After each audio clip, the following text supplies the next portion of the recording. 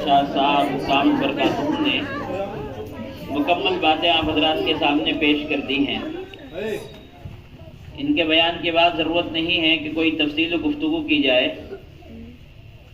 लेकिन चंद बातें आप हजरात से करनी है, उसके बाद दुआ होगी और ये मजलिस अपने इख्तिताम को पहुँच जाएगी। आप हजरात मुबारकबाद के मुस्तहिक हैं कि आप हजरात इस वक्त में, जबकि हालात इंतहाई अजीब व गरीब हैं, मुल्की सतह पर भी और आलमी एतबार से भी अजीब व गरीब हालात से मुसलमान इस वक्त में गुजर रहा है। ये बात हर वक्त आपके जहन में रहनी चाहिए कि इस तरह के हालात ये पहली बार कौम मुस्लिम पर नहीं आए हैं, बल्कि इससे भी ज़्यादा ख़तरनाक हालात कौम मुस्लिम ने झेले हैं, बर्दाश्त किए हैं। अल्लाह तबारक व तआला ने हिम्मत और इस्तिक़ामत उनको अता की और उन्होंने अंबिया किराम अलैहिमुस्सलातु वस्सलाम और अल्लाह तबारक व तआला के अहकामात की पाबंदी करके ऐसे हालात का मुकाबला किया है। कुरान करीम अल्लाह तबारक व तआला की तरफ से, जो कि पूरी इंसानियत के लिए नमूने हिदायत है और ज़िंदगी गुजारने का एक तरीक़ा अल्लाह तबारक व तआला ने कुरान करीम के अंदर रखा है, उससे दूरी की वजह से भी ये हालात हो सकते हैं। और भी बहुत सी वजूहात हैं, लेकिन उनमें से एक वजह ये भी है, हजरत मौलाना महमूदुल हसन देवबंदी रहमतुल्लाह अलैह, जिनको शेखुल हिंद कहा जाता है, जिन्होंने जंग आज़ादी में बहुत बड़ा किरदार अदा किया और अंग्रेज़ों को इस मुल्क से भगाने में हजरत का बड़ा किरदार रहा। अंग्रेज ने उनको अरेस्ट करके जेल में डाला और काफी दिन आप जेल के अंदर रहे। जेल से वापसी जब आपकी हुई, जब रिहाई हुई, तो एक बहुत बड़ा मजमा आपके इस्तकबाल के लिए स्टेशन पर पहुंचता है। लोग आपसे मुलाकात करते हैं। उसके बाद आपने मस्जिद को खिताब करते हुए इरशाद फरमाया था कि मैं इतने दिन जेल के अंदर रहा हूं और मैंने बड़े अजीब व गरीब हालात का सामना किया है। इस वक्त में मुसलमानों की जो ये हालत है बड़ी परेशान कुन है। मैंने गौर-ओ-खोज किया, अल्लाह तबारक व तआला के सामने अपने मसाइल रखे। बहुत ज़्यादा गौर व फिक्र के बाद मैं इस नतीजे पर पहुंचा हूं कि मुसलमानों की जो ये अबतर हालत हो रही है, इसकी वजह क्या है। तो फरमाते हैं कि मैंने इंतहाई गौर व फिक्र के बाद ये सोचा और मैं इस नतीजे पर पहुंचा कि दो वजह हैं जो कौम मुस्लिम परेशानी की हालत में जिंदगी गुजार रही है। उसकी दो वजह है, दो उसके रीजन हैं। एक कुरान करीम से दूरी, दूसरे आपस में ना इत्तफाकी, बाहमी इख्तलाफ। इन दो वजूहात की बिना पर ये हालात हम सब के ऊपर आ रहे हैं। हजरत फरमाते हैं कि अब के बाद की जो मेरी जिंदगी होगी, मैं इन दो कामों में ही अपनी पूरी जिंदगी को लगाऊंगा, कुरान करीम की तालीम पर और आपसे इत्तेहाद पर। आज आप अपने चारों तरफ देखेंगे, ये दो वजह आज भी मौजूद हैं। कुरान करीम से दूरी का यह आलम है। अगर आप सर्वे करने लग जाएं, आपके यहाँ तो माशाल्लाह पिछले कई सालों से मदरसे के अंदर मजबूत निजाम चल रहा है। मैं ये समझता हूँ शायद ही कोई घर होगा कि जिसके अंदर कोई बच्चा ऐसा ना हो जो कुरान करीम पढ़ा हुआ ना हो। तकरीबन सभी घर में एक एक दो दो बच्चे होंगे। लेकिन आप अपने इस गांव से बाहर निकले और आसपास की जो गांव है जहां मुसलमानों की तादाद कम है, गैरों की ज्यादा है, वहां कुरान करीम को छोड़िए, कलमे भी उनके याद नहीं होंगे, नमाजें उनकी सही नहीं होंगी, दीन की जो मोटी मोटी बातें हैं उनसे भी वो नाआशनाई के साथ जिंदगी गुजार रहे हैं। तो हजरत फरमाते हैं कि कुरान करीम ہی کی خدمت پر اب میں اپنی زندگی کو وقف کر رہا ہوں اور مرتے دم تک اسی پر کام کروں گا۔ پھر حضرت نے اپنے شاگردوں سے، اپنے متوسلین سے، اپنے مریدین سے اس بات کا عہد لیا اور اس بات کا پابند کیا کہ تم جہاں بھی رہو قرآن کریم کے مکتب کو منظم کرنا، مضبوط کرنا، قرآن کریم کی تعلیم کو عام کرنا۔ آج قرآن کریم سے دوری کا یہ عالم ہے کہ ہمارے گھروں کے جو ماحول ہے وہ دینی نہیں ہے۔ گھروں کے اندر جو بزرگ ہیں یا مستورات ہیں یا جو رہنے والے ہیں دین سے بہت زیادہ دور ہیں۔ آپ اخبارات میں، سوشل میڈیا پر اور خبروں میں پڑھتے رہتے ہیں، سنتے رہتے ہیں کہ فلاں مسلم لڑکی ہے غیر کے ساتھ چلی گئی، اس نے کسی غیر مسلم سے شادی کر لی، اس نے مذہب اسلام کو بھی خیر آباد کہا اور اپنے خاندان کے اوپر بھی ایک کلنک لگا دیا ہے۔ تو اس طرح کے جو حالات اور واقعات ہمارے سامنے اس وقت میں ہو رہے ہیں، اس کی ایک اہم وجہ یہ ہے کہ قرآن کریم کی تعلیم ان کو نہیں ملی ہے، دینی تعلیم و تربیت ان کی نہیں ہو پائی ہے۔ وہ نہیں جانتی کہ اگر ہم نے ایمان کے ساتھ زندگی گزاری اور اللہ تبارک و تعالیٰ کے یہاں اسی حالت میں گئے تو ہماری آخرت کی زندگی بہت بہتر ہوگی۔ تو اس میں بہت بڑی چوک ہماری ہو رہی ہے۔ اسی طریقے سے آپسی اختلاف اور انتشار، بھائی بھائی کا دشمن، باپ بیٹے سے جھگڑا کیے ہوئے ہے، کسی کا کسی سے کوئی اختلاف ہو گیا تو سالوں گزر جاتے ہیں وہ اس سے بات کرنے کے لیے تیار نہیں ہیں، اس کا فائدہ غیر اٹھا رہے ہیں اور ہم پر حاوی ہوتے جا رہے ہیں۔ ایسے حالات میں جبکہ چاروں طرف شیطانی طاقتیں، طاغوتی قوتیں اپنے پورے مشن کے ساتھ، پوری مضبوطی کے ساتھ مذہب اسلام اور مسلمانوں کو ٹارگیٹ کر کے کام کر رہے ہوں، جن کا مشن یہ بن گیا ہو کہ پورے ایک قافلے کے قافلے بنے اور ٹیم کی ٹیم باہر نکلیں، مسلمان بچے اور بچیوں کو مذہب اسلام سے ہٹایا جائے، قرآن کریم سے دور کیا جائے، مسجدوں سے دور کیا جائے۔ ایسے حالات میں آپ حضرات کے یہاں اس مدرسے کے اندر جو نظام چل رہا ہے اور اس نظام کے تحت آج الحمدللہ اس مدرسے کے اندر جو بچہ حافظ قرآن ہوا ہے، یقینی طور پر آپ قابل مبارکباد ہیں۔ ہر آدمی کے سر پر مادہ پرستی کا، دنیا کمانے کا، دولت حاصل کرنے کا اور جاہ و منصب کو حاصل کرنے کا بھوت سر چڑھ کر بول رہا ہے، جادو سر چڑھ کر بول رہا ہے کہ میں کس طریقے سے مال و دولت کا مالک بن جاؤں، بڑے سے بڑا عہدہ میرے پاس آ جائے۔ جب پوری دنیا کے اندر ذہنوں میں یہ بات بیٹھی ہوئی ہے کہ ہم دنیاوی اعتبار سے اپنے آپ کو مضبوط کس طرح کریں، ایسے حالات میں آپ حضرات کے یہاں یہ مدرسے کا نظام اور اس پر پلس پوائنٹ یہ کہ حفاظ کرام آپ کے یہاں تیار ہو رہے ہیں، آپ حضرات قابل مبارکباد ہیں۔ اللہ تبارک و تعالیٰ آپ کی اس تحریک کو اور آپ کے مشن کو مزید مضبوط بنائے، اور میری دلی دعا ہے ان تمام حضرات کے لیے جو اس پر کام کر رہے ہیں، محنت کرتے ہیں، وقت دیتے ہیں، بچوں کو بھیجتے ہیں، اساتذہ کا خیال رکھتے ہیں، علماء کی عزت کرتے ہیں۔ آنے والے وقت میں یہ بچے آپ کی نسلوں کے محافظ بنیں گے، آپ کے دین و ایمان کے محافظ بنیں گے، آپ کے محلے میں، آپ کی گلی میں، آپ کی بستی میں دینی ضروریات کو پورا کرنے والے بنیں گے انشاءاللہ۔ یہ بہت بڑی کامیابی ہے۔ اللہ تبارک و تعالیٰ آپ کے اس مدرسے سے حفاظ تیار کر رہا ہے۔ جس طریقے سے ملک کی فوج ہوتی ہے، آرمی ہوتی ہے، وہ سرحدوں کی حفاظت کرتی ہے، سرحدوں کی حفاظت کرنے والے وہ آرمی کے جوان ہوتے ہیں، لیکن نام کس کا ہوتا ہے؟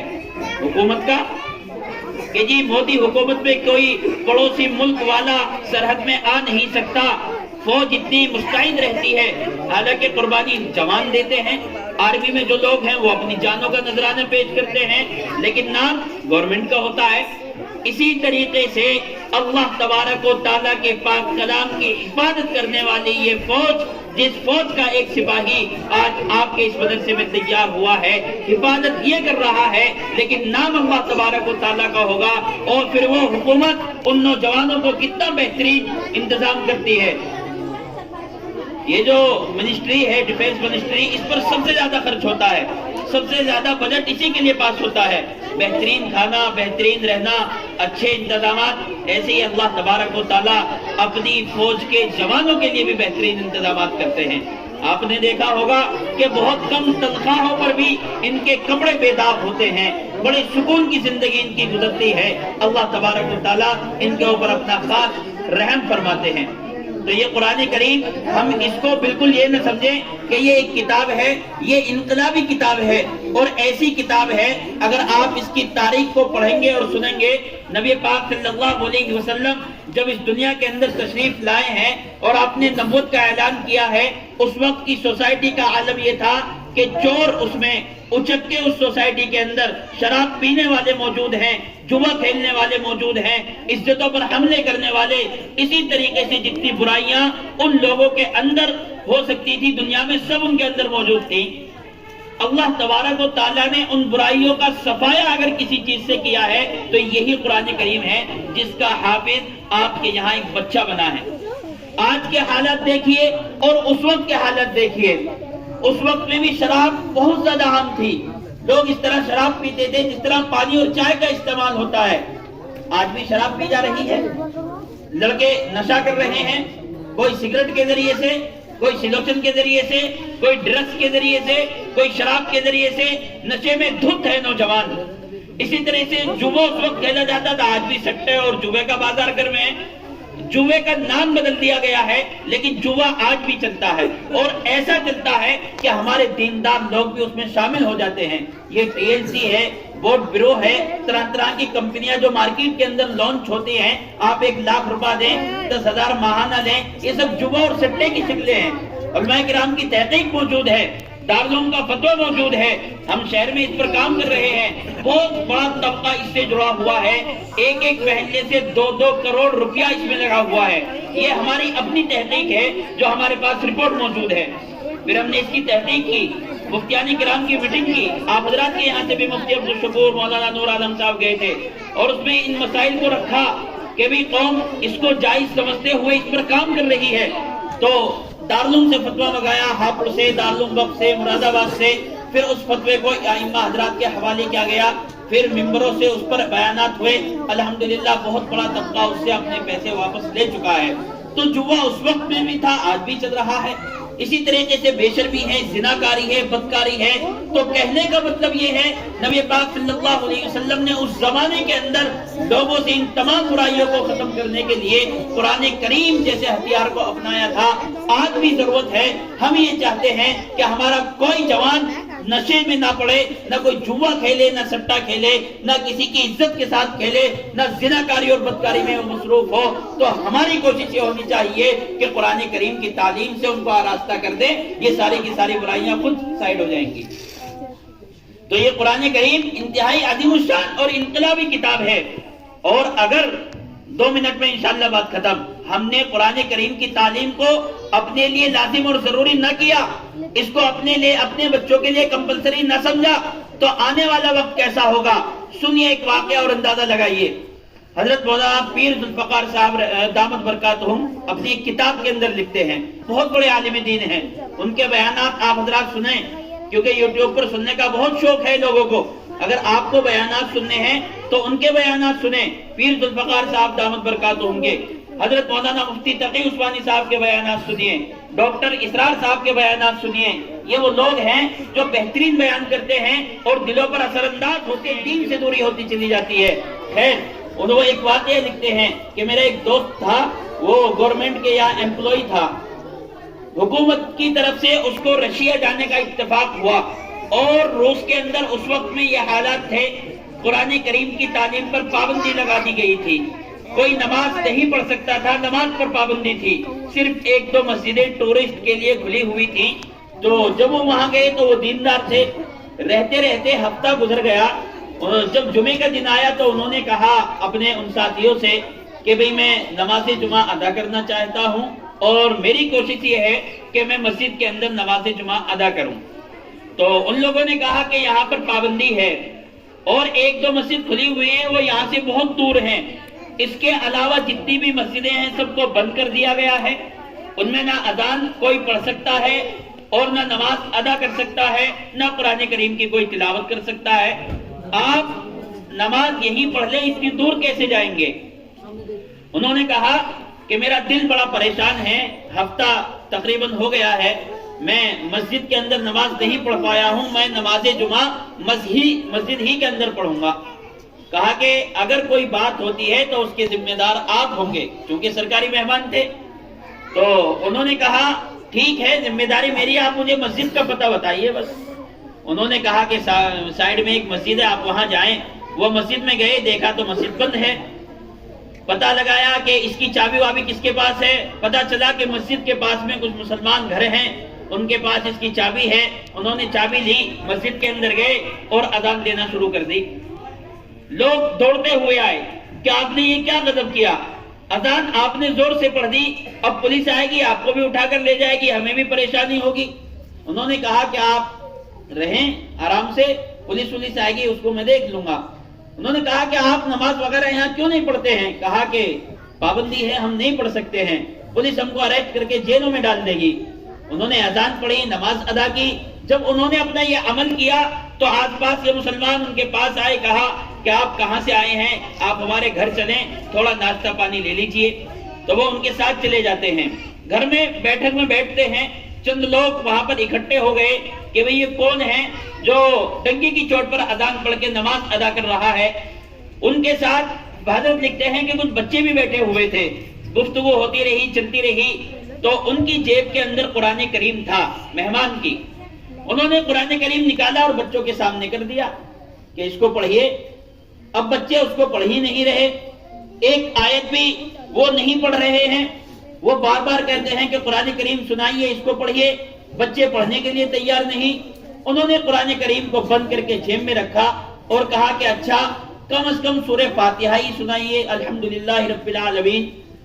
حضرت لکھتے ہیں کہ ان مہمان کی زبان سے اتنی بات کا نکلنا تھا، بچوں نے پڑھنا شروع کر دیا، سورہ فاتحہ مکمل ہو گئی، آگے پڑھتے جا رہے ہیں بچے۔ مہمان نے سوچا یہ کیا بات ہے، میں قرآن کریم ان کے سامنے رکھتا ہوں تو پڑھ نہیں سکتے، یہ پڑھ نہیں رہے ہیں، اور میں نے زبان سے سوال کیا تو اب یہ رکنے کا نام نہیں لے رہے۔ انہوں نے پوچھا یہ کیا ماجرا ہے؟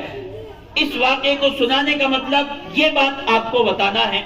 وہ اس گھر کے لوگ یا جو وہاں بیٹھے ہوئے تھے کہتے ہیں کہ جی ہمارے اس ملک میں نماز پڑھنے پر پابندی، قرآن کریم کی تعلیم حاصل کرنے پر پابندی ہے۔